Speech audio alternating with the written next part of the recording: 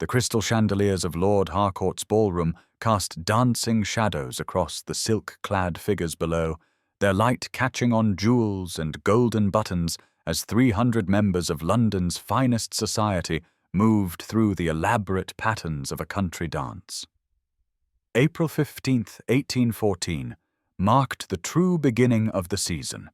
and Eleanor Ashworth stood precisely where she had positioned herself for the past 3 weeks of such gatherings, partially concealed behind a cluster of potted palms near the musicians' gallery, close enough to respond if her aunt required her, yet sufficiently removed from the glittering throng to avoid their notice. The dove-grey silk of her gown had been carefully chosen by Lady Pembroke to render her invisible, a shadow among peacocks, and Eleanor had long since accepted that this was to be her lot in life. At 28, she was firmly on the shelf, too old for the marriage mart, too poor for independence, and too clever by half for her own good, as her aunt never tired of reminding her. The cool spring evening had brought rain earlier, and the scent of damp earth drifted through the open terrace doors, mingling with the overwhelming perfume of hothouse flowers and 300 competing fragrances worn by ladies desperate to catch the right gentleman's attention. Eleanor watched her cousin Harriet, resplendent in pale pink silk that complemented her golden curls and porcelain complexion, being presented to yet another eligible bachelor by the determined Lady Pembroke. At 19, Harriet possessed everything Eleanor lacked: beauty, youth, a modest dowry, and most importantly, the ability to simper and giggle at the appropriate moments without revealing a single thought that might alarm a potential suitor. Eleanor shifted slightly, her feet aching in the thin slippers that had seen better days, and caught sight of herself in one of the gilt-framed mirrors that lined the ballroom walls. Plain brown hair severely pulled back, unremarkable grey eyes behind spectacles she needed but was forbidden to wear in company, features that were neither ugly nor pretty, but simply forgettable. She had made peace with her reflection years ago, or so she told herself, though the sting of being overlooked still pricked at her heart in unguarded moments. The musicians struck up another waltz, and Eleanor observed the subtle manoeuvring as mothers pushed their daughters forward and young ladies suddenly required fans or refreshments that would place them in the path of desirable partners.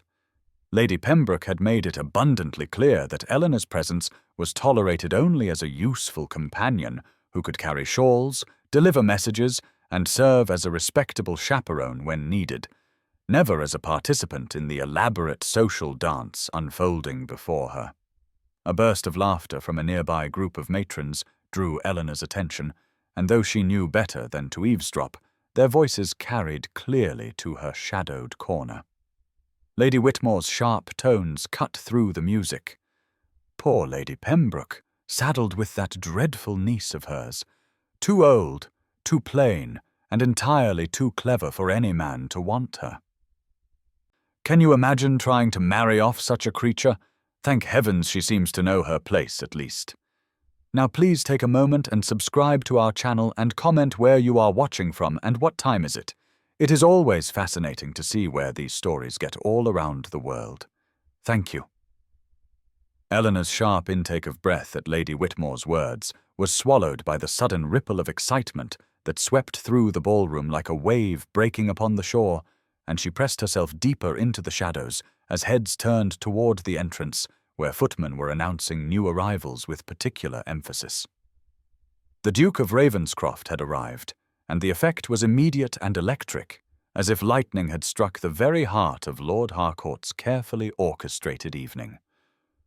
Eleanor watched with the detached interest of an observer who knew herself to be invisible as Frederick Sinclair entered the ballroom with the casual confidence of a man who owned every room he graced with his presence, his dark blue coat impeccably tailored to his tall frame, the stark white of his cravat a perfect contrast to his sun-bronzed skin that spoke of his recent years abroad. Beside him walked Lord Marcus Thornhill, his constant companion and the only man in London who seemed immune to the Duke's notorious reputation, and together they surveyed the room with the air of generals assessing a battlefield. The whispers began immediately, rustling through the crowd like autumn leaves. 5 years abroad after that dreadful scandal with the ambassador's wife, though nothing was ever proven. 3 broken engagements to his name, each ended by him without explanation, wealth beyond measure, and a title that went back to the conquest, yet he persisted in remaining stubbornly, scandalously unmarried at 34. Eleanor observed how the matrons clutched their daughters closer, while simultaneously pushing them forward, that peculiar dance of wanting to catch the biggest prize while fearing the danger he represented, and she found herself studying him with the same analytical eye she applied to the classical texts she read in secret. He was handsome in that careless way that suggested he neither knew nor cared about his effect on others, with dark hair that needed cutting, and eyes that seemed to hold secrets and private jokes. But what struck Eleanor most forcefully was the expression of profound boredom that settled over his features as he nodded to acquaintances and accepted the fawning attention of his admirers. The orchestra struck up another waltz, and Eleanor watched her cousin Harriet practically vibrate with excitement as Lady Pembroke maneuvered her into the Duke's line of sight, adjusting the pink silk of her gown and pinching her cheeks to bring more color to them. It was a studied campaign, executed with military precision, and Eleanor felt a moment of sympathy for the Duke, who was clearly the evening's primary target for every matchmaking mamma in attendance. She was so absorbed in her observations, cataloguing the subtle ways he deflected advances and avoided the more obvious traps, that she almost missed the moment when his gaze swept across the room and paused, caught by something that made him straighten imperceptibly. Following the line of his sight, Eleanor realized with a start that he was looking directly at her shadowed corner, and before she could retreat further behind the palms, their eyes met across the crowded ballroom, grey meeting dark brown in a moment of unexpected connection that sent an unfamiliar jolt through her entire being before she remembered herself and looked away, her cheeks burning with embarrassment at being caught staring like some green girl in her first season. The supper interval arrived with merciful timing as Eleanor felt the heat of embarrassment still burning in her cheeks from that unexpected moment of connection with the Duke of Ravenscroft, and she seized the opportunity to escape the ballroom with unseemly haste, slipping through the French doors that led to the quieter regions of Lord Harcourt's townhouse, while the rest of the guests moved toward the dining room in a rustling tide of silk and superfine. The blessed coolness of the corridor soothed her flushed skin as she moved away from the crowds, her soft slippers making no sound on the thick Turkish carpets, and she found herself drawn inexorably toward the one refuge that never failed to provide solace, Lord Harcourt's library, which she had discovered during her first visit to this house when sent to retrieve Lady Pembroke's forgotten fan. The heavy oak door stood slightly ajar, revealing the warm glow of firelight within, and Eleanor pushed it open carefully, breathing in the familiar scent of leather bindings and old paper that never failed to calm her racing thoughts. The library was blessedly empty, its walls lined floor to ceiling with volumes that represented more wealth than she would see in a lifetime, and she moved toward the nearest shelf with the reverence of a pilgrim approaching a shrine, her fingers trailing along the spines until they paused at a slim volume of Byron's poetry that she had been longing to read but could never afford to purchase. The fire crackled softly in the grate as she settled into one of the leather chairs positioned near the hearth, carefully opening the book to lose herself in words that spoke of passion and longing she would never experience firsthand, or so she had resigned herself to believing. The candles burned low in their sconces, casting dancing shadows across the pages, and the distant sound of music and laughter from the ballroom seemed to belong to another world entirely as she immersed herself in verses that made her heart ache with their beauty. She was so absorbed in the poetry that she failed to hear the door open behind her, failed to notice the presence of another, until a deep voice, tinged with surprise and something that might have been pleasure, observed, "I see I am not the only one who finds Lord Harcourt's literary collection more engaging than his guest list." Eleanor's head snapped up, the book nearly tumbling from her suddenly nerveless fingers as she found herself staring directly into the dark eyes of the Duke of Ravenscroft, who stood just inside the doorway, looking as surprised to find her there as she was to be discovered. "Your Grace,"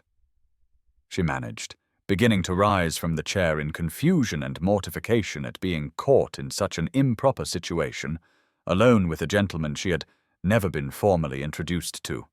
But he waved her back to her seat with a gesture that seemed more weary than imperious. "Please, do not disturb yourself on my account,"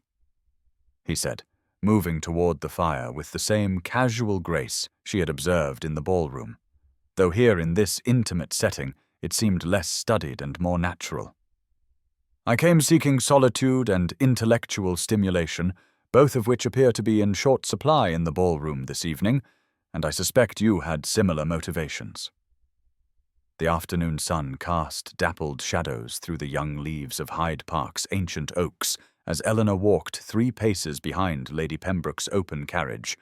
maintaining the proper distance expected of a companion, while her mind wandered inevitably back to that extraordinary encounter in Lord Harcourt's library 3 nights prior, replaying every word of their brief conversation with the obsessive attention she usually reserved for translating particularly challenging passages of Greek. She had told herself 100 times since that evening that the Duke of Ravenscroft's apparent interest in her opinions about Byron's poetry meant nothing more than the polite attention any gentleman might pay to finding someone capable of intelligent discourse at a tedious social gathering. Yet she could not quite forget the way his eyes had lit with genuine pleasure when she had quoted from memory a passage he had been struggling to recall, or how he had leaned forward in his chair as if her words truly mattered to him. The fashionable hour had brought out all of society to see and be seen, and Eleanor watched with her usual detached amusement as Harriet preened in her new green walking dress, twirling her parasol in what she clearly believed to be an enchanting manner, while Lady Pembroke surveyed the passing carriages and riders like a general planning a military campaign. The sound of approaching hoofbeats made Eleanor glance up from her contemplation of the gravel path, and her heart performed a most alarming leap as she recognized the rider approaching on a magnificent bay stallion, his seat in the saddle speaking of years of experience and an ease with command that seemed as natural as breathing. Frederick Sinclair, Duke of Ravenscroft, was riding directly toward them, and Eleanor felt a hot flush creep up her neck as she realized he was not merely passing by, but deliberately slowing his mount, his dark eyes scanning their small party with unmistakable purpose. "Lady Pembroke," he called out, touching the brim of his hat in acknowledgement as he brought his horse alongside their carriage, the animal dancing slightly under his expert control. "Miss Langley, what a fortunate encounter on this delightful afternoon." Eleanor kept her eyes fixed firmly on the ground, acutely aware of her brown walking dress that had been turned twice and showed its age despite her careful mending. But she could feel the weight of his gaze as it moved past her aunt and cousin to rest upon her with an intensity that made her breath catch. "And Miss Ashworth," he continued, his voice taking on a different quality that made her look up despite herself, meeting those dark eyes that held the same warmth she remembered from the library. "I trust you have recovered from Lord Harcourt's interminable evening. I recall you mentioning a preference for quieter entertainments." The transformation in Lady Pembroke's expression was instantaneous and almost comical as she twisted in her seat to stare at Eleanor with a mixture of shock and calculation that would have been amusing if Eleanor had not been so mortified by the attention, while Harriet's pretty mouth fell open in an extremely unbecoming manner that their aunt would certainly have corrected had she not been so thoroughly distracted by this unprecedented development. Lady Beaumont's musicale promised to be one of the more refined entertainments of the season, featuring a celebrated Italian soprano whose reputation for reducing audiences to tears with her rendition of Handel was matched only by her tendency to inspire equally powerful emotions in the gentlemen who vied for her attention between performances, though Eleanor suspected that the majority of the attendees cared far less about the quality of the music than about being seen in the company of those who pretended to appreciate such cultural refinements. She had taken her usual position near the back of Lady Beaumont's gold and cream drawing-room, selecting a chair that afforded a clear view of the performers while keeping her safely removed from the notice of the more illustrious guests. And she smoothed the skirts of her grey silk evening gown with fingers that trembled only slightly as she tried to convince herself that her heightened awareness of every movement in the room had nothing whatsoever to do with the possibility that a certain duke might make an appearance. The soprano had barely completed her first aria when Eleanor felt the air in the room shift, that indefinable change in atmosphere that always seemed to herald his arrival, and she kept her eyes firmly fixed on her program, even as she heard the whisper of his name ripple through the assembled company like wind through wheat. The chair directly behind hers creaked softly as someone settled into it, bringing with them the subtle scent of sandalwood and something uniquely masculine that made her pulse quicken. And then that familiar voice murmured close to her ear, "I hope you will forgive my presumption in taking this seat, Miss Ashworth, but I find that music is best appreciated when one has the opportunity to discuss it with someone who actually understands what they are hearing." Eleanor turned her head just enough to glimpse him from the corner of her eye, noting how the candlelight caught the dark waves of his hair and emphasized the sharp planes of his face, and she managed to respond in a voice that betrayed only the slightest tremor. "I was not aware that your Grace had a particular interest in Italian opera, though I suppose one should never make assumptions about what might capture a gentleman's attention." His soft laugh sent an unfortunate shiver down her spine as he leaned forward slightly, close enough that she could feel the warmth radiating from his body, and replied, "I find that my interests have become surprisingly varied of late, particularly when they afford me the opportunity for intelligent conversation, which is regrettably rare at these gatherings." The arrival of Lady Georgiana Crawford in a stunning crimson gown that seemed designed to draw every eye in the room provided a momentary distraction, and Eleanor watched as the acknowledged beauty of the season swept past with a coterie of admirers trailing in her wake like ships following a particularly magnificent flagship,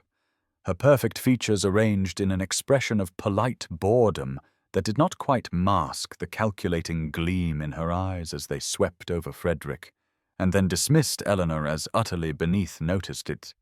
The morning sun streamed through the tall windows of Lady Pembroke's drawing-room, catching the dust motes that danced above the Aubusson carpet and illuminating the rigid tableau of Eleanor sitting with her embroidery while her aunt and cousin arranged themselves artfully on the gold brocade settee.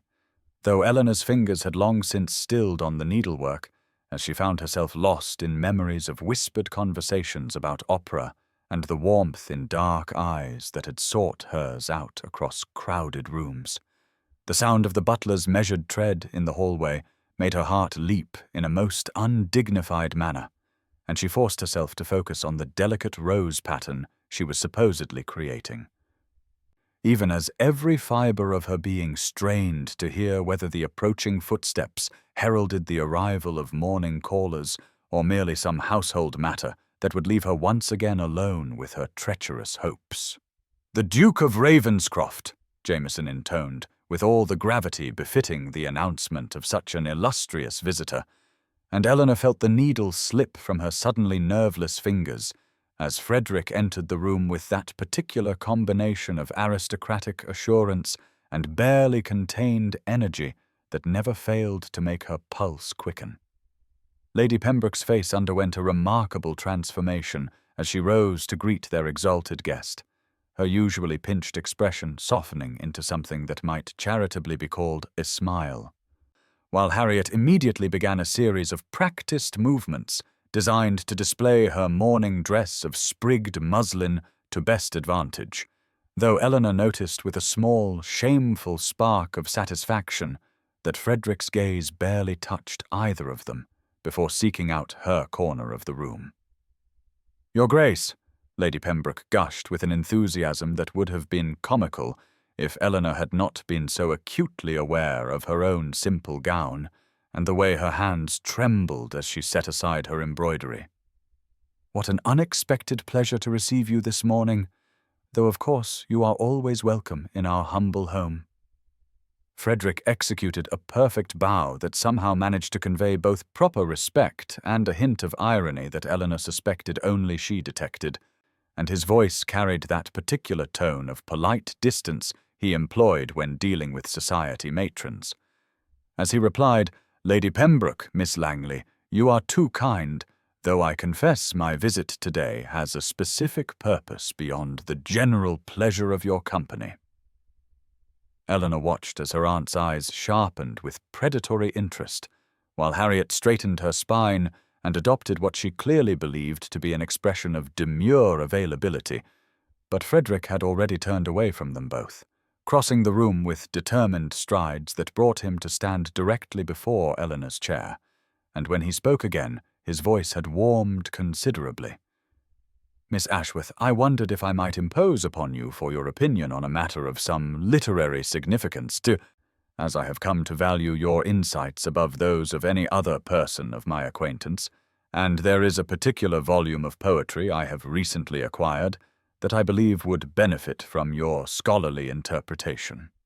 The carriage wheels clattered over the cobblestones as Eleanor sat rigidly beside her aunt, her hands clasped so tightly in her lap that her knuckles showed white through the borrowed evening gloves, and she tried to calm the frantic beating of her heart by reminding herself that this evening at the theatre was merely another social obligation to be endured, though the fact that she would be attending as the Duke of Ravenscroft's particular guest made such rational thoughts impossible to maintain. Lady Pembroke had been uncharacteristically silent during the short journey from their townhouse to Drury Lane, though Eleanor could feel the weight of her aunt's speculative gaze and knew that behind those calculating eyes a dozen schemes were likely taking shape, all designed to redirect the Duke's incomprehensible interest toward Harriet, who sat across from them in a confection of pink silk and white lace that made her look like a particularly elaborate piece of confectionery. The theatre's grand facade loomed before them, illuminated by hundreds of gas lamps that cast a golden glow over the assembled carriages and the elegantly dressed members of society who streamed through the entrance, and Eleanor felt her courage falter as she recognized several faces from various social gatherings, knowing that her appearance in the Duke's box would be noted and dissected by every gossip in London before the evening was through. Lord Thornhill was waiting for them at the entrance, his pleasant features breaking into a genuine smile as he assisted them from the carriage, and Eleanor was struck by the warmth in his voice as he greeted her specifically, saying,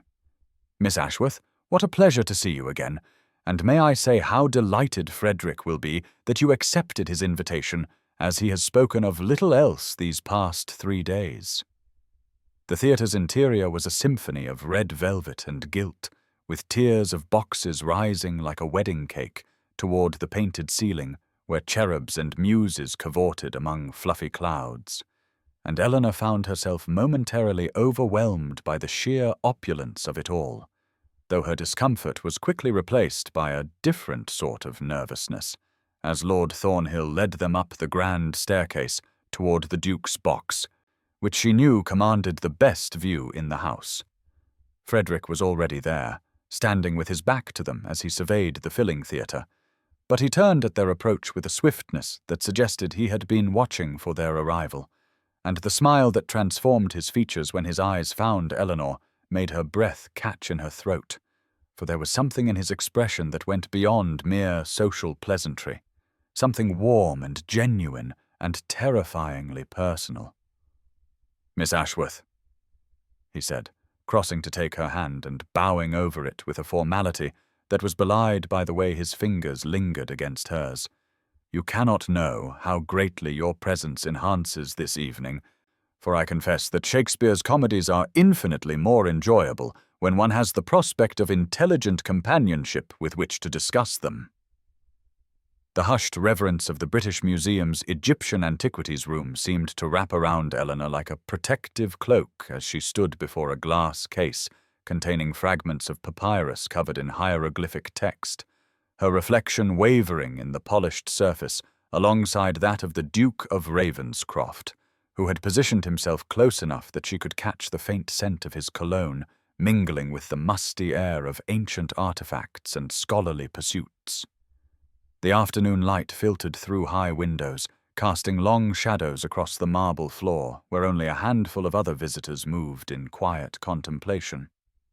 their footsteps echoing softly in the vast space, while Lady Pembroke's maid sulked near the entrance, having been firmly discouraged from hovering too close by Frederick's pointed suggestion that she might find the bench in the anteroom more comfortable for waiting. Eleanor felt a freedom here among these relics of distant civilizations that she rarely experienced in London's drawing rooms, and she found herself speaking with unguarded enthusiasm about the recent discoveries in Egypt, her hands moving expressively as she explained her theories about the religious significance of certain symbols,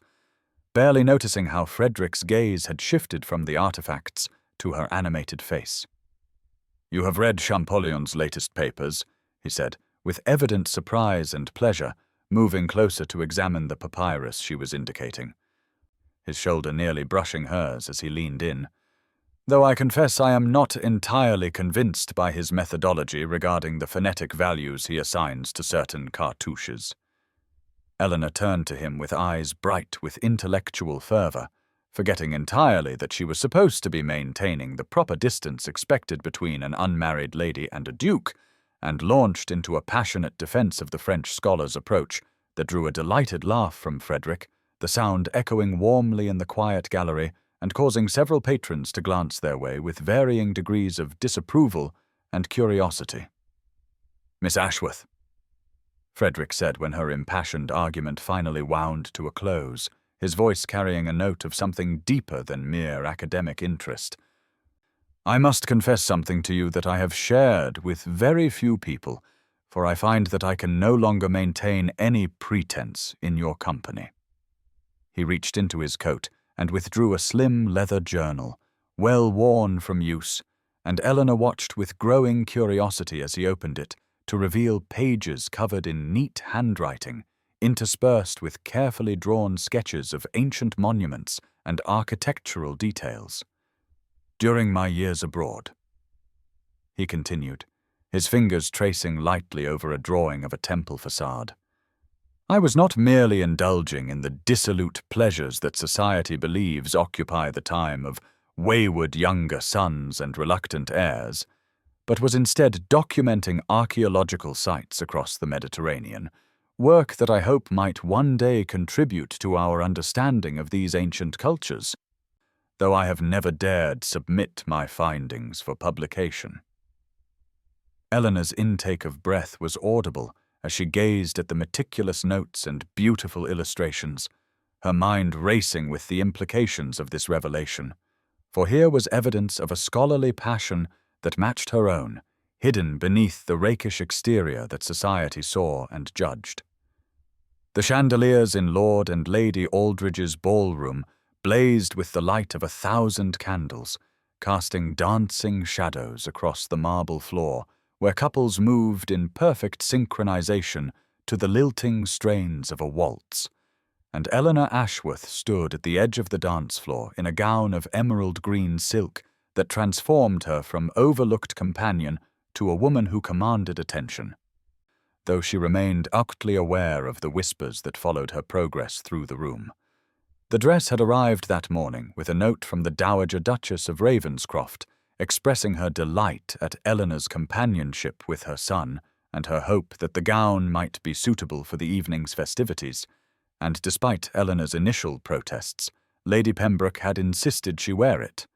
though her aunt's tight-lipped expression suggested this acquiescence came from calculation rather than kindness. The silk whispered against her skin as she moved, the colour bringing out the warmth in her complexion and the brightness in her eyes that weeks of Frederick's attention had kindled, and she found herself standing straighter, moving with a confidence she had never before possessed. Even as part of her waited for the inevitable moment when this fairy tale would shatter. Frederick appeared at her elbow as if summoned by her thoughts, his evening clothes impeccable, and his expression holding that particular warmth he reserved for her alone. And when he bowed and extended his hand with the words, "Miss Ashworth, would you honour me with this dance?" She felt the entire ballroom hold its breath, for the Duke of Ravenscroft had not danced once all season until this moment. The orchestra began a new waltz as he led her onto the floor, his hand warm and steady at her waist. And Eleanor forgot about the staring crowd, forgot about her aunt's machinations and society's expectations, lost in the intensity of Frederick's gaze as he guided her through the steps with a grace that made her feel as if she were floating. "You are exceptionally lovely tonight," he murmured, his voice pitched for her ears alone as they turned in perfect harmony. "Though I confess I have found you lovely from the first moment I saw you hiding behind those potted palms, trying so desperately to remain invisible when you shine more brightly than any diamond in this room." The compliment made her breath catch, and she saw something in his expression that suggested he had more to say, something important hovering on his lips. But before he could speak again, the dance brought them past where Lady Georgiana Crawford stood, with her coterie of followers, her perfect features twisted with barely concealed fury. As the music swelled toward its conclusion, Frederick's hand tightened slightly on hers, and he leaned closer, his breath warm against her ear as he whispered, "Eleanor, I must speak with you privately tonight, for there is something I can no longer delay in telling you." But even as her heart soared at his use of her given name and the promise in his words, she caught the sharp trill of Lady Georgiana's voice carrying across the space between them, saying with poisonous sweetness to her companion, "Oh yes, the bet is nearly won, for Ravenscroft wagered he could make even the Pembroke spinster believe herself a beauty, and see how well he has succeeded in his little game of charity." The grey light of dawn filtered through Eleanor's bedroom window as she sat on the edge of her narrow bed, still wearing the emerald gown that had made her feel like a princess only hours before, though now the silk felt heavy against her skin, weighted with the cruel truth that Lady Georgiana's words had revealed about the nature of Frederick's attention these past weeks. Her hands trembled as she reached for the pins in her hair, letting the elaborate coiffure fall in dishevelled waves around her shoulders, while the poisonous words echoed in her mind with relentless clarity. A bet, a game of charity, the Pembroke spinster made to believe herself a beauty, and worst of all, the implication that the entire ton had been watching this spectacle unfold with amused fascination. The candle on her bedside table had burned down to a stub, marking the sleepless hours she had spent replaying every moment, every glance, every word Frederick had spoken to her, searching for signs of deception she had been too blind to see, too desperate for affection to recognize. Outside her window, the first drops of rain began to fall, matching the tears that finally spilled down her cheeks as she rose and moved to her wardrobe, pushing aside the few nice gowns that had appeared over the past weeks to reach for her old grey dress, the one she had worn that first night when she had been invisible, when she had been health from the kind of humiliation that now threatened to crush her entirely. Her movements were mechanical as she changed clothes, packed her few belongings into the same worn trunk she had arrived with, taking only her books and leaving behind every gift, every token that might remind her of her foolishness in believing that a duke could truly want someone like her. The house was silent as she made her way downstairs, though she could feel Lady Pembroke watching from her doorway. A satisfied smile playing at her aunt's lips as Eleanor placed a sealed note on the hall table addressed to the Duke of Ravenscroft, the words within formal and cold, giving no explanation beyond the simple statement that she was leaving London and wished no further contact. The rain was falling steadily by the time the hired carriage arrived to take her to the coaching inn, and Eleanor kept her eyes fixed on her folded hands as the familiar streets of Mayfair disappeared behind her, taking with them the brief dream of happiness she had allowed herself to embrace, despite every instinct that had warned her it was too beautiful to be real. Her destination was Somerset, where her elderly cousin Martha Fleming lived in quiet retirement, a woman who had shown her kindness years ago and who would ask few questions about her sudden arrival, allowing Eleanor to disappear once more into the role of useful spinster, helpful companion, invisible woman who knew better than to reach for things beyond her station. As the carriage rolled through the awakening city, Eleanor forced herself to lock away the memory of Frederick's eyes as they had gazed at her during their waltz, the warmth of his hand at her waist, the promise in his voice when he had said he needed to speak with her privately, for these were all part of the elaborate deception, the bet won at the cost of her dignity, her hope, and what remained of her heart. The Duke of Ravenscroft arrived at Lady Pembroke's townhouse at precisely 2 in the afternoon, his usual impeccable appearance showing signs of strain as he bounded up the steps with an urgency that made the footman fumble with the door, and when he was shown into the drawing-room where Lady Pembroke sat with her daughter Harriet, both women affecting poses of casual domesticity over their embroidery, Frederick felt his chest tighten with the certainty that something was terribly wrong. The cold note in his pocket, delivered that morning with Eleanor's distinctive handwriting declaring her departure from London and her wish for no further contact, had sent him racing here despite every social convention that suggested a gentleman should wait before calling, but the smug satisfaction barely concealed behind Lady Pembroke's expression confirmed his worst fears about her involvement in Eleanor's sudden flight. "Your Grace," Lady Pembroke simpered, not bothering to hide her pleasure at his obvious distress. "What an unexpected honor! Though I fear you have called in vain if you seek my niece, for she has decided quite suddenly that London does not agree with her constitution and has retired to the country for her health." Her words dripping with false concern, while Harriet giggled behind her fan, clearly delighted by this turn of events that removed her competition. Frederick's jaw clenched as he fought to maintain his composure, knowing that losing his temper would gain him nothing, and instead he fixed Lady Pembroke with the cold stare that had made lesser men quake in Parliament, saying with deadly calm, "I require Miss Ashworth's direction immediately, madam, and I suggest you provide it without further prevarication, for I am not a man to be trifled with when it concerns those under my protection." The older woman's eyes widened slightly at his tone, but she rallied with practiced ease, insisting that Eleanor had left no forwarding address and expressing shock that a duke would lower himself to chase after a plain spinster who clearly had no wish for his company. But Frederick had already turned his attention to the servants hovering near the door, knowing that the real information he needed would come from those who actually cared for Eleanor's welfare.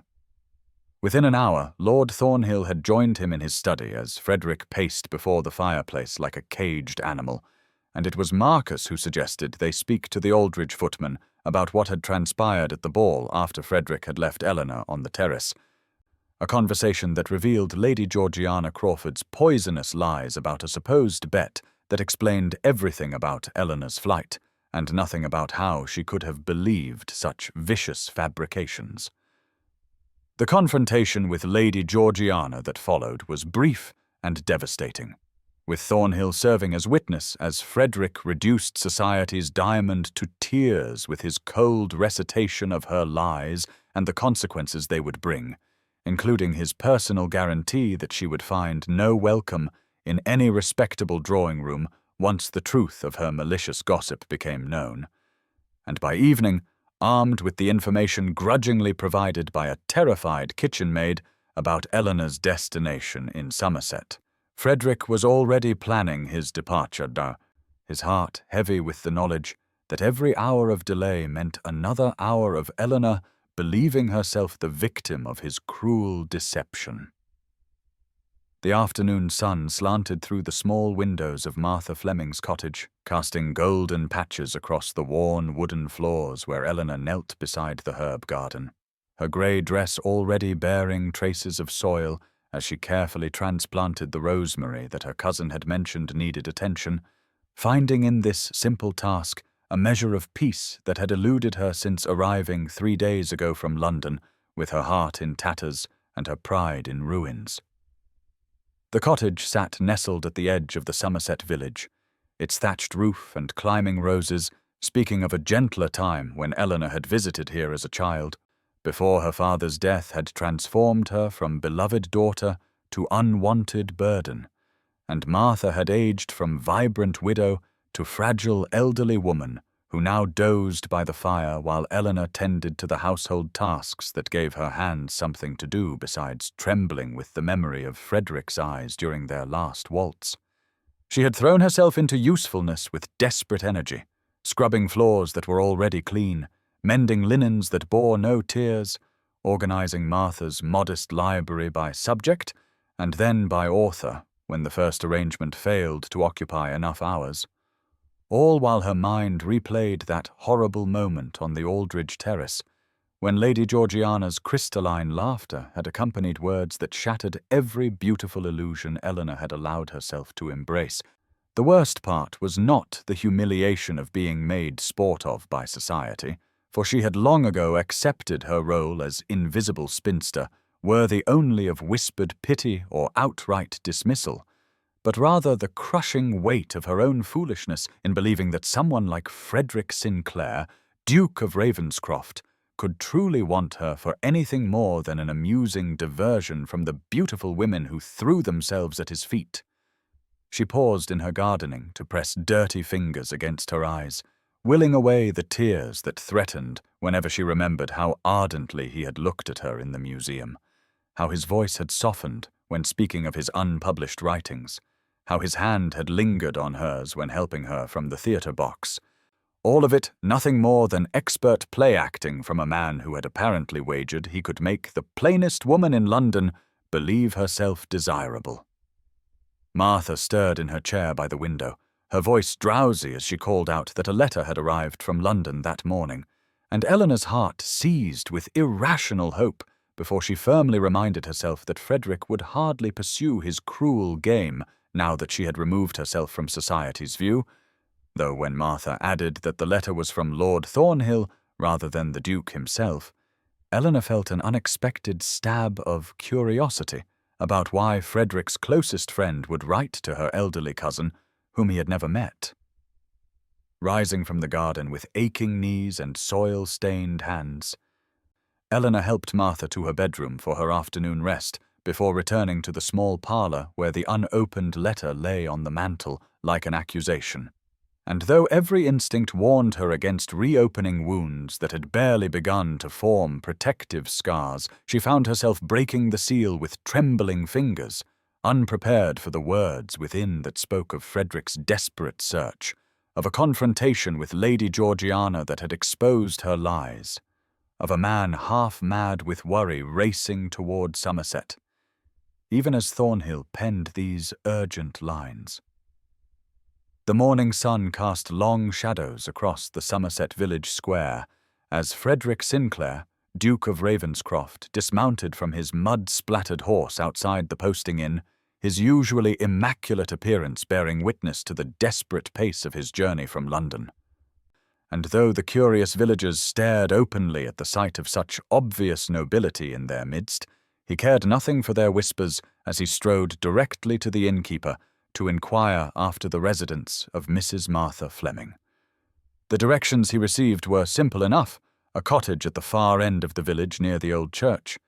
but each step toward his destination felt weighted with the possibility of rejection, for he had no guarantee that Eleanor would even consent to see him after believing herself the victim of his cruel sport, and the thought of her pain, carried these 5 days like a stone in her chest, made his own heart constrict with an anguish he had never experienced, even in his darkest moments abroad. The cottage appeared before him like something from a fairy tale.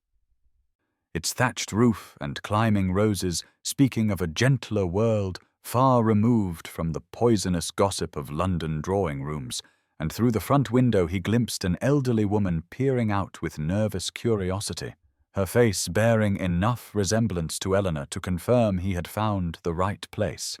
though of Eleanor herself there was no sign. His knock upon the door was answered by Mrs. Fleming herself, her eyes widening with recognition despite never having met him, and when he introduced himself with careful courtesy, explaining his urgent need to speak with Miss Ashworth,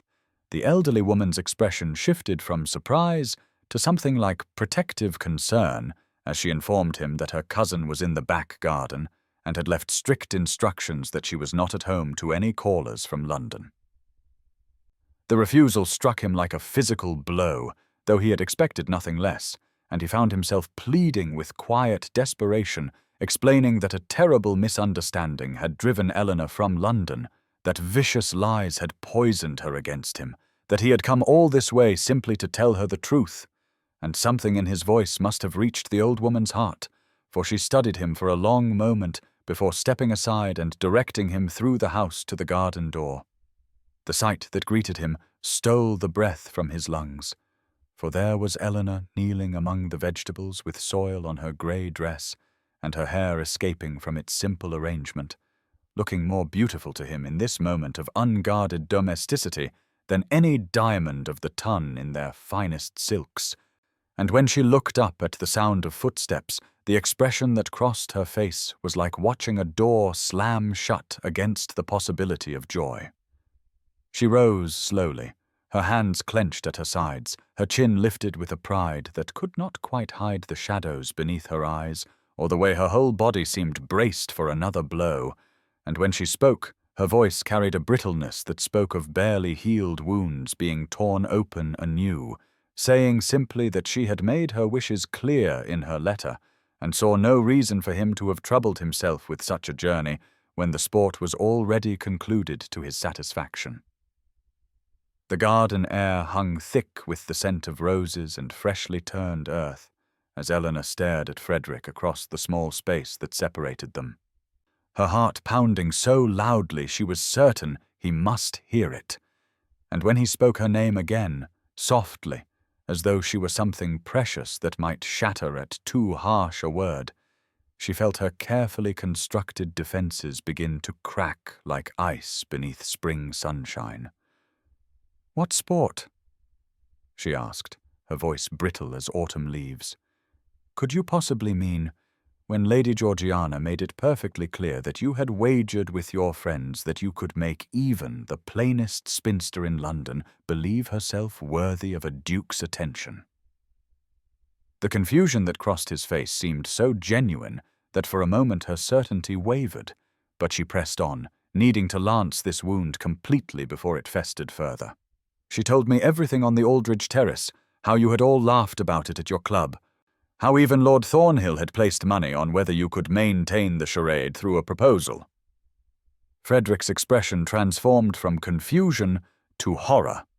and then to a fury so intense that Eleanor actually stepped back, though his anger clearly wasn't directed at her, but at some understanding dawning in his eyes. "That poisonous witch!" he breathed, and Eleanor had never heard such venom in his cultured voice before, watching as he fumbled in his coat pocket to produce a crumpled letter that he thrust toward her with shaking hands. "Read this," he commanded, then softened his tone immediately.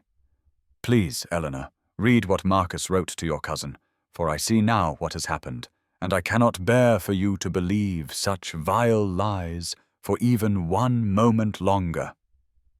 Her fingers trembled as she unfolded the paper.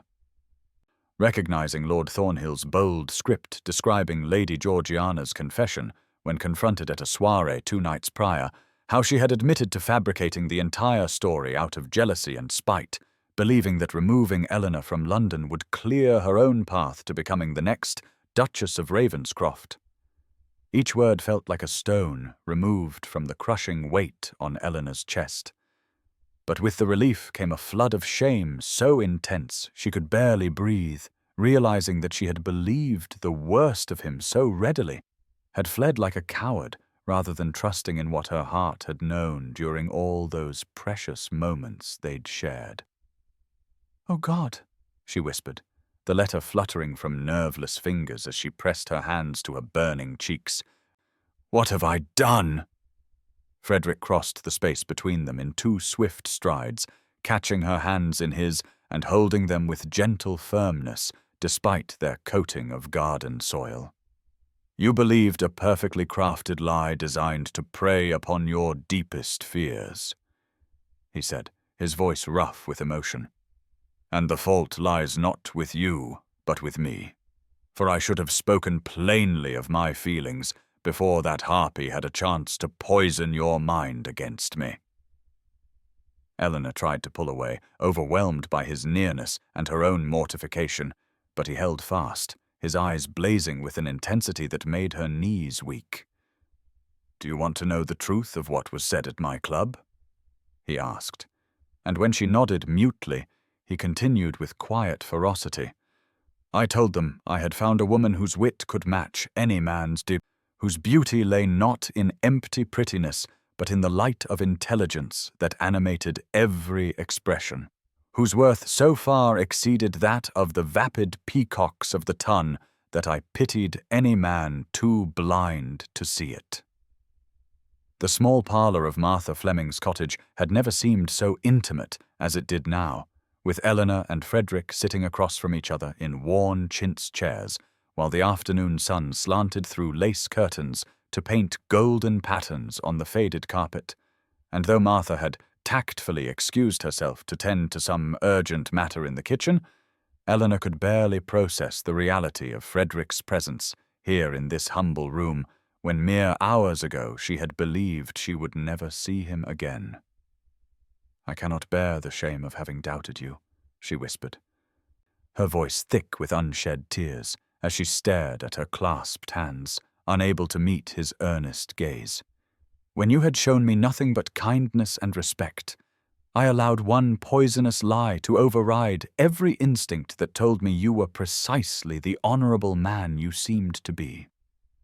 Frederick rose from his chair and crossed to kneel before her, a duke of the realm on his knees on a cottage floor, taking her trembling hands in his once more and holding them with infinite gentleness. "Eleanor, look at me," he commanded softly, and when she finally raised her eyes to his, the tenderness she found there made fresh tears spill down her cheeks. "You believed what any woman in your position would have believed, what society has trained you to believe about yourself through years of cruel dismissal and thoughtless words. And the fault lies not with you, but with a world that has been too blind to see your true worth." She tried to protest, to explain how her own insecurities had made her so ready to accept that his attention must be false, but he pressed on with quiet determination. "Shall I tell you what I see when I look at you?" he asked, his thumbs stroking gently across her knuckles. "I see a woman whose intelligence illuminates every conversation, whose wit has made me laugh more in a month than I had in years previous, whose kindness to others speaks of a generous heart that puts the celebrated beauties of the ton to shame with their petty jealousies and shallow concerns." Eleanor shook her head, overwhelmed by his words, even as some long-starved part of her soul drank them in like water in the desert. "But I am 28, she said, voicing the first of society's catalogued objections, far past the age when a duke should be courting fresh young debutantes. His laugh was soft and fond as he reached up to cup her face in one hand. "And I am 34, my darling, with enough experience of fresh young debutantes to know that I would rather spend 1 hour in conversation with you than a lifetime listening to their rehearsed accomplishments and empty prattle." She persisted through her tears, needing to voice every poisonous doubt that had taken root over the years. "I am too plain, too tall,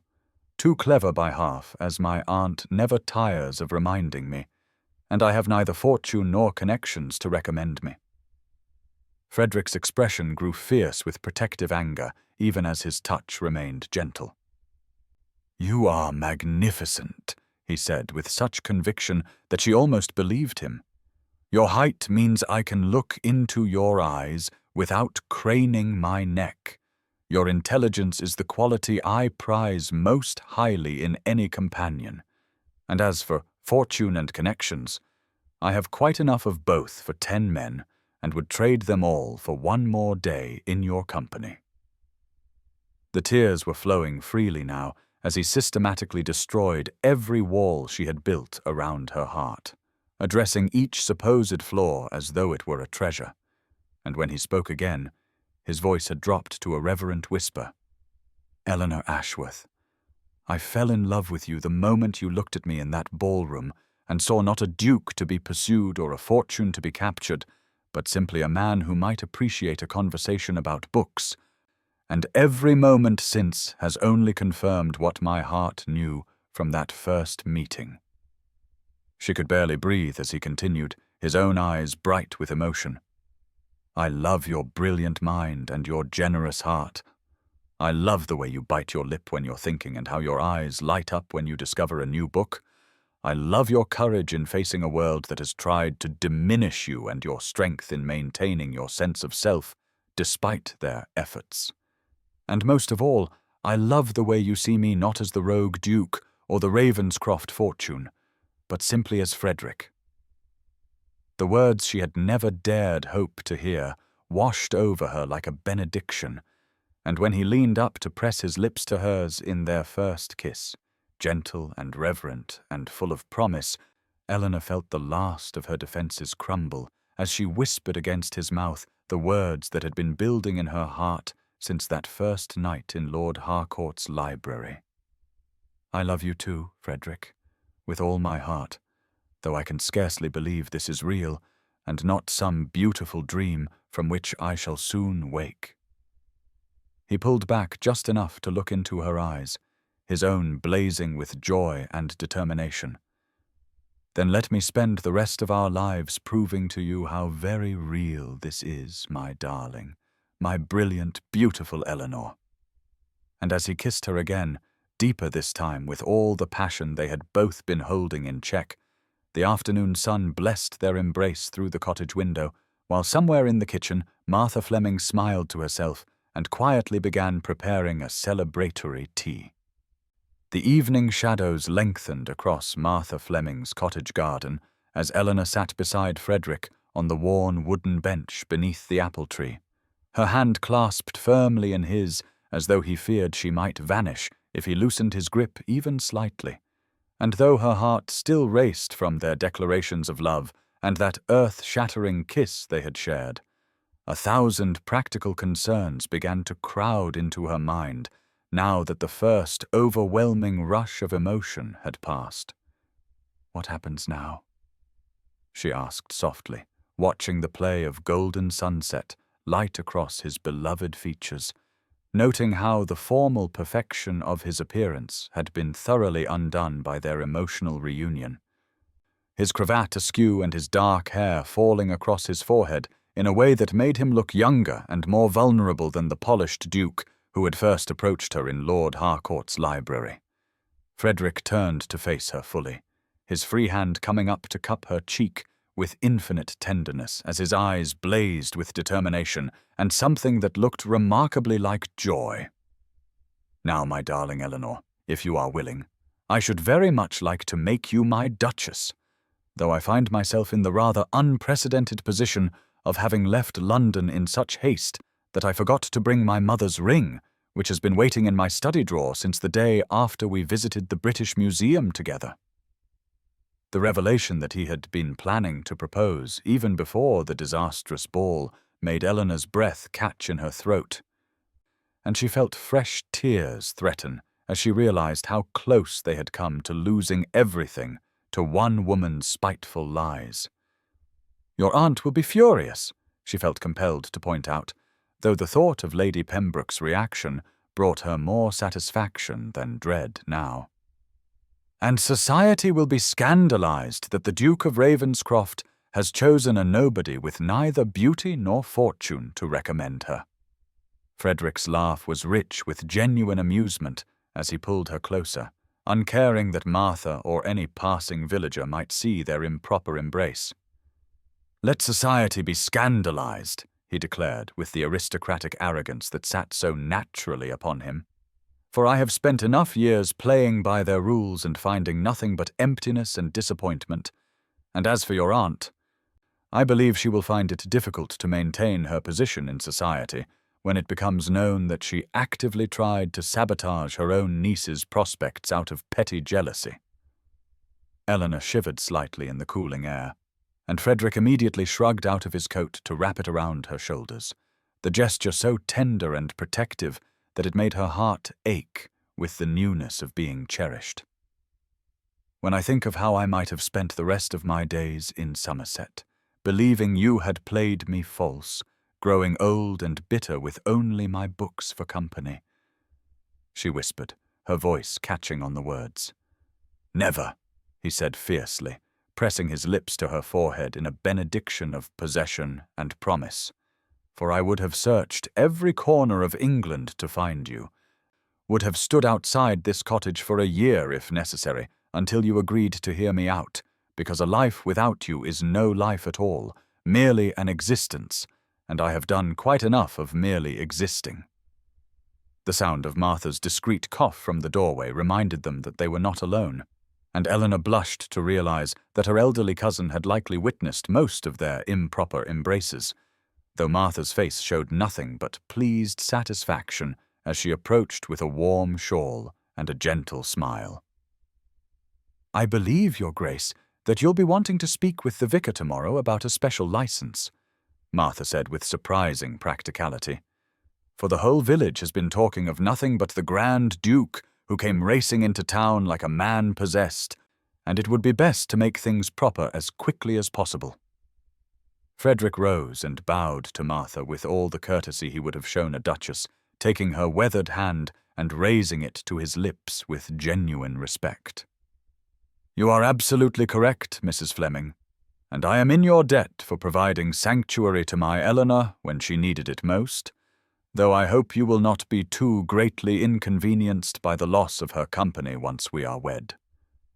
Martha chuckled, her eyes twinkling with mischief that belied her advanced years.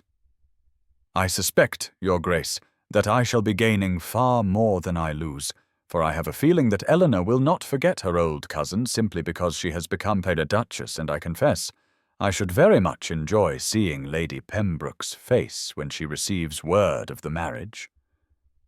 Eleanor rose as well. Still wrapped in Frederick's coat, with her hair tumbling loose from its pins, and her face marked by tears both sad and joyful, looking nothing like a future duchess, and yet feeling for the first time in her life exactly like the woman she was meant to be, beloved and valued, not in spite of her supposed flaws, but because of all the qualities that made her uniquely herself. And as Frederick drew her back into his arms for one more kiss, while Martha pretended to be very interested in her rose bushes, she sent up a prayer of gratitude that sometimes, against all odds and expectations, the overlooked spinster could indeed capture the heart of a duke who saw her true worth when the rest of the world was blind. The next morning dawned clear and bright over the Somerset countryside, as Frederick made his way to the vicarage with a determination that would have amused his London acquaintances, who knew him only as the languid rogue duke. But there was nothing languid about him now as he strode up the garden path with Martha Fleming at his side, having insisted on accompanying him to lend propriety to the proceedings, and to ensure, as she put it with a twinkle in her eye, that old Reverend Whitmore didn't expire from shock at finding a duke on his doorstep requesting a special license. Eleanor had remained at the cottage, ostensibly to prepare breakfast, but in truth because she needed a moment alone to absorb the miraculous reality that Frederick truly intended to marry her with all possible haste. And she found herself standing at the kitchen window watching his tall figure disappear down the lane while her heart performed the most alarming acrobatics in her chest. The Reverend, a kindly man of 70 years who had known Eleanor's father in his youth, received them in his study with an expression of barely concealed astonishment that gradually transformed into genuine pleasure as Frederick explained his purpose with a directness that left no room for doubt about his intentions or his feelings. "I wish to marry Miss Eleanor Ashworth as quickly as the law allows," Frederick stated without preamble, once the requisite pleasantries had been observed. "And I am prepared to make whatever arrangements necessary to expedite the matter, including a generous donation to your parish poor fund that I trust will help ease any concerns about the haste of our union." Reverend Whitmore studied the Duke over his spectacles, taking in the road dust still clinging to his boots and the fierce, protective light in his eyes when he spoke Eleanor's name, and something in the old man's expression softened as he reached for his pen. "I remember Eleanor as a little girl," he said quietly as he began filling out the necessary paperwork. "Always with a book in her hand and questions that would have challenged an Oxford scholar, and her father used to worry that no man would appreciate such a brilliant mind in a woman, but I see now that he need not have concerned himself." Frederick's smile was both proud and tender as he watched the Reverend write, and when he spoke again, his voice carried the weight of absolute conviction. "Any man who cannot appreciate Eleanor's intelligence is a fool who deserves nothing but pity, Reverend, and I count myself the most fortunate of men that she has agreed to share that brilliant mind with me for the rest of our days." Martha dabbed at her eyes with her handkerchief, overcome by the romance of it all, while the Reverend completed the documentation with careful precision, pausing only to ask the necessary questions about Eleanor's guardian and her consent to the match. "Miss Ashworth is of age and requires no guardian's permission," Frederick replied with a satisfaction that suggested he had already considered this fortunate circumstance, "though I suspect her Aunt Lady Pembroke will have strong opinions on the matter when she learns of it. Opinions which I shall take great pleasure in completely disregarding." The Reverend's lips twitched with suppressed amusement as he sanded the completed license and handed it across the desk to Frederick, who accepted it with the reverence one might show for a holy relic. "I believe, Your Grace, that you will make Eleanor very happy," the old man said with quiet certainty, "for I have seen many couples stand before me over the years, and rarely have I witnessed such fierce devotion as I see in your eyes when you speak of her,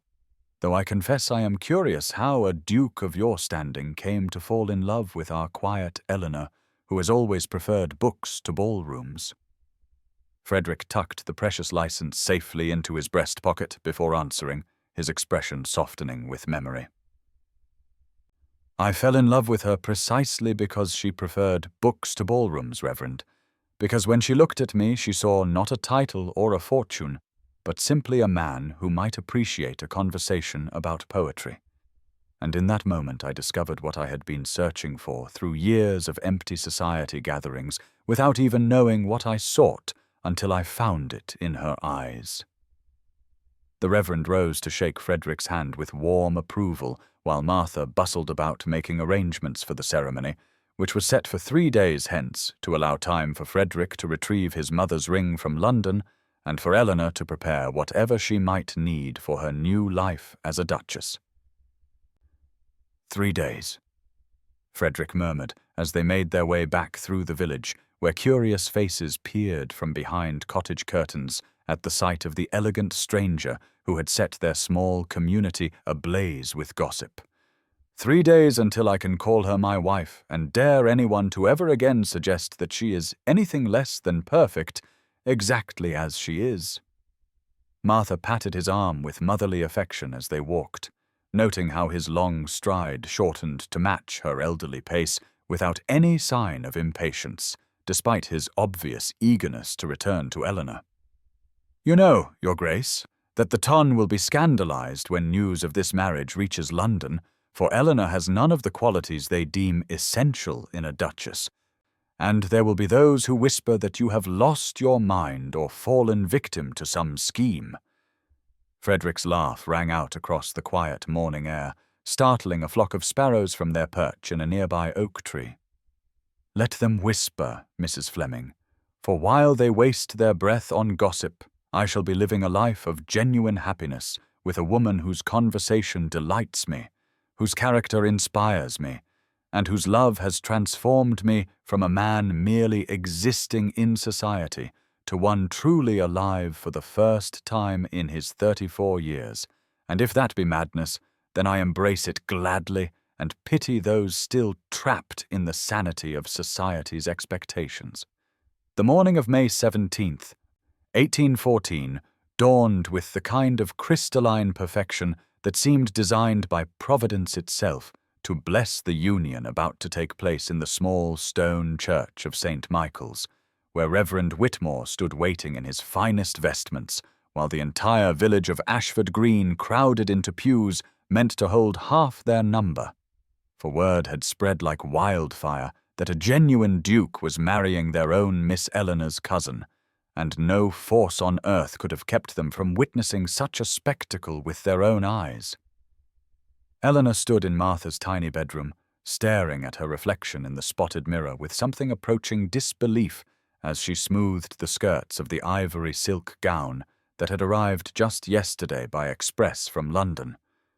sent by the Dowager Duchess of Ravenscroft, with a note declaring that her future daughter would not be married in grey regardless of the haste of the ceremony, and though the dress was simpler than what a duchess might typically wear to her wedding,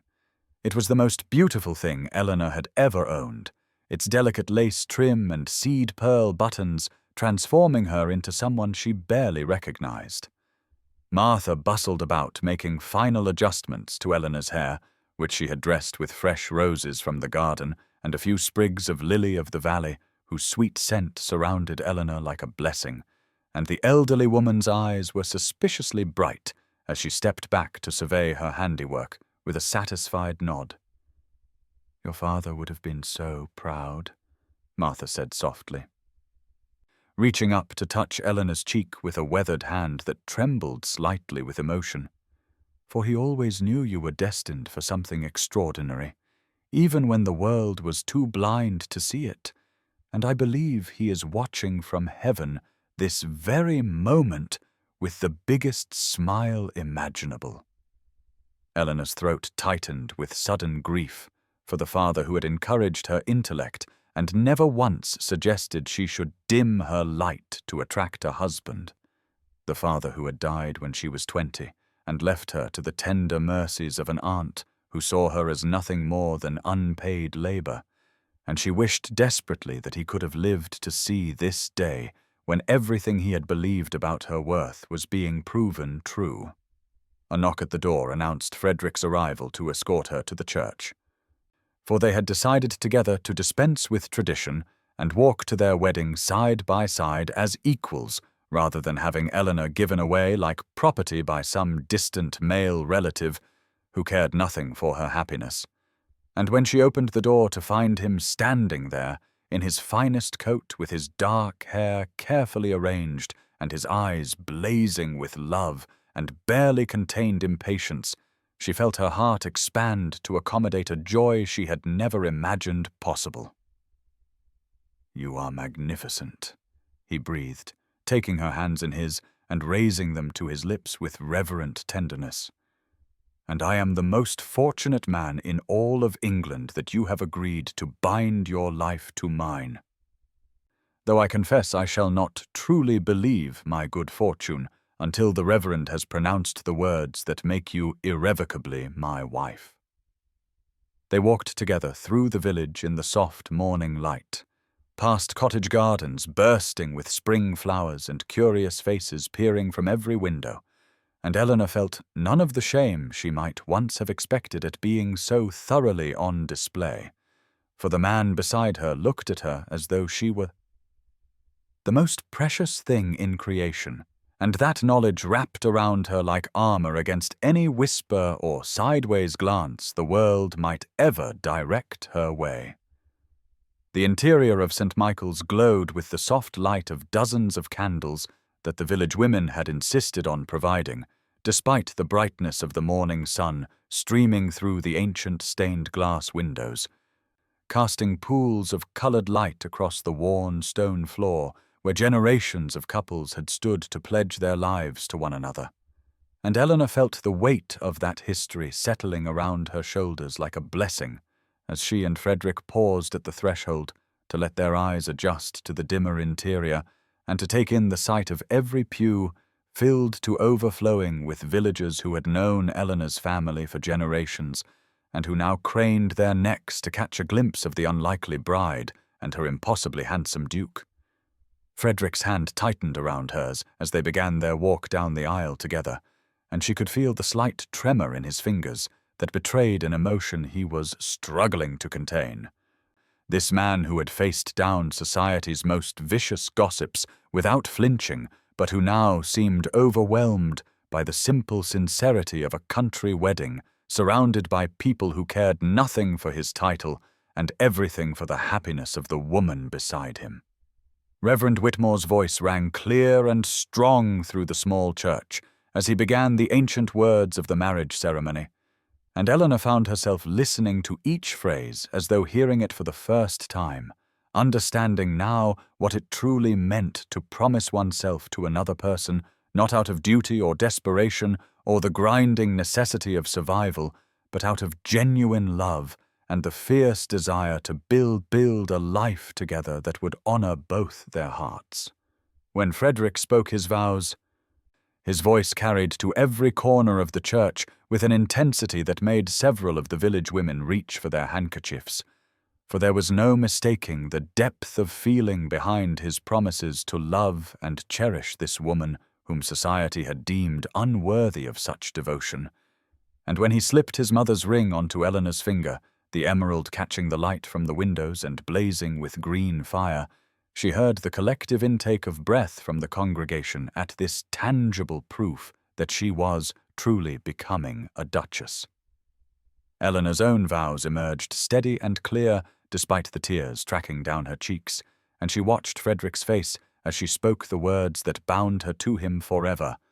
seeing in his eyes a tenderness that erased every cruel whisper she had ever heard about her plainness and her age, and her unfortunate habit of having opinions. For in this moment she was not too old, or too plain, or too clever, but simply Eleanor, the woman he loved, the woman he had chosen above all others, despite having the wealth and position to choose anyone in England. When Reverend Whitmore pronounced them husband and wife, and Frederick cupped her face in his hands to kiss her with a thoroughness that made the congregation gasp and then burst into delighted applause, Eleanor felt something shift permanently inside her chest, some last remnant of the resigned spinster she had been crumbling away to reveal the woman she had always had the potential to become. A woman worthy of love, not because a duke had chosen her,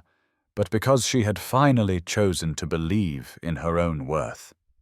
The wedding breakfast that followed in Martha's cottage garden was nothing like the grand affairs Eleanor had witnessed in London ballrooms, where hundreds of guests picked at elaborate dishes while gossiping about one another behind painted fans.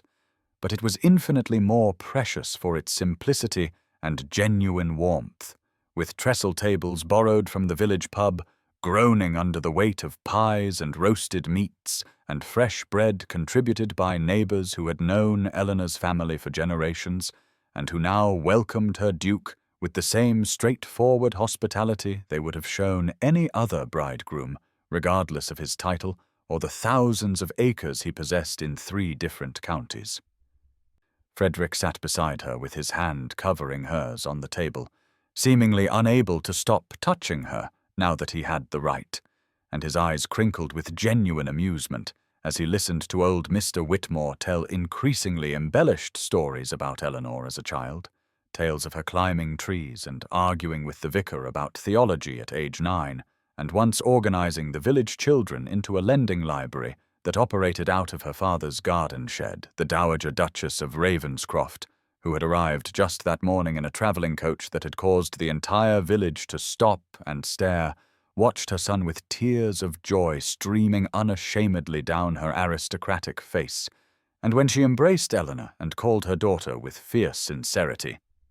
something inside Eleanor healed that she had not even realized was still broken, the wound left by her own mother's early death and her aunt's cold indifference finally closing over with the balm of maternal acceptance.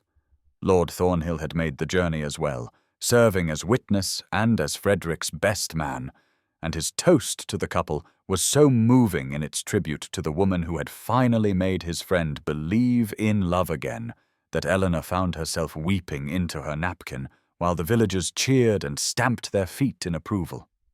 As the afternoon light began to golden toward evening, Frederick led Eleanor away from the celebration for a private moment in the corner of Martha's garden, where roses climbed an ancient stone wall and the scent of honeysuckle hung heavy in the warm air,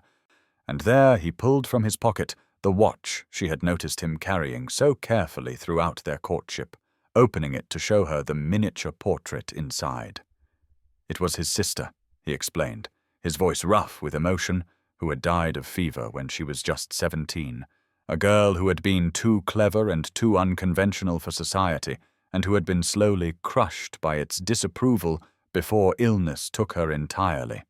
And he had spent 5 years traveling the world trying to outrun his grief and his fury at a world that destroyed extraordinary women simply for failing to be ordinary. "You reminded me of her that first night,"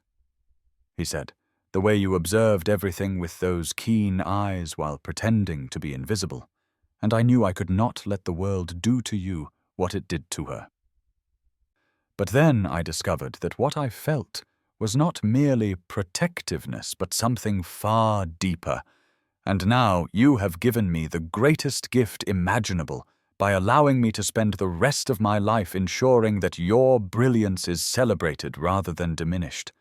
And Eleanor kissed him then with all the love in her overflowing heart, while the sounds of village celebration drifted over the garden wall and the setting sun painted the sky in shades of rose and gold.